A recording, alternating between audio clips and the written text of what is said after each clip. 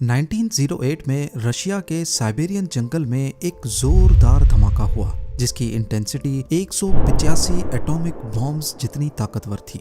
इस धमाके की वजह से एक ही झटके में 8 करोड़ दरख्त या फिर 5 लाख एकड़ जंगल की जमीन राख बन गई।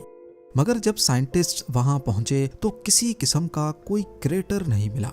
यहाँ सिर्फ हर चीज जली हुई पाई गई। क्योंकि ये धमाका टेंगुस्का रिवर के पास हुआ था, इसी वजह से इसको टेंगुस्का इवेंट का नाम दिया गया है। लोगों ने बताया कि 30 जून 1908 सुबह 7:15 पे आसमान से एक फायर बॉल गिरते हुए देखा गया और उसके बाद सेंट्रल साइबेरिया में एक जोरदार धमाका हुआ। लोगों ने आसमान में एक चमकदार रोशनी देखी और उससे निकलने वाली गर्मी इतनी तेज कि लोग बेहोश हो गए। इसका साइज तकरीबन 25 स्टोरी बिल्डिंग से बढ़ा, जबकि अंदाजे के मुताबिक इसका वजन 20,000 अफ्रीकन एलिफेंट्स जितना। लेकिन फिर भी ना ही क्रेटर मिला और ना ही कोई मलबा।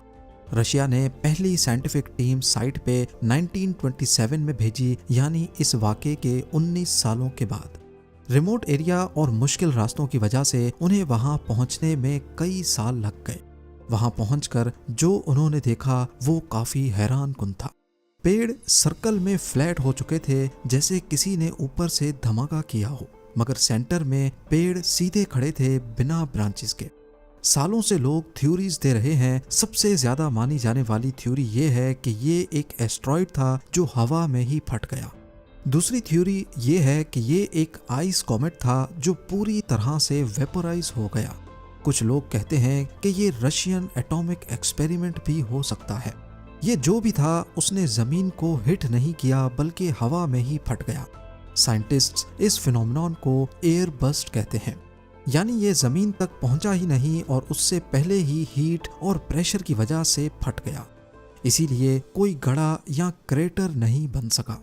इस जगह पर अब दरख्त तो ग्रो कर रहे हैं, लेकिन कुछ जगहों पे दरख्त सीधे नहीं बल्कि टेढ़े मेढ़े हैं। इनका पैटर्न बाकी दरख्तों के मुकाबले में काफी अलग नजर आता है।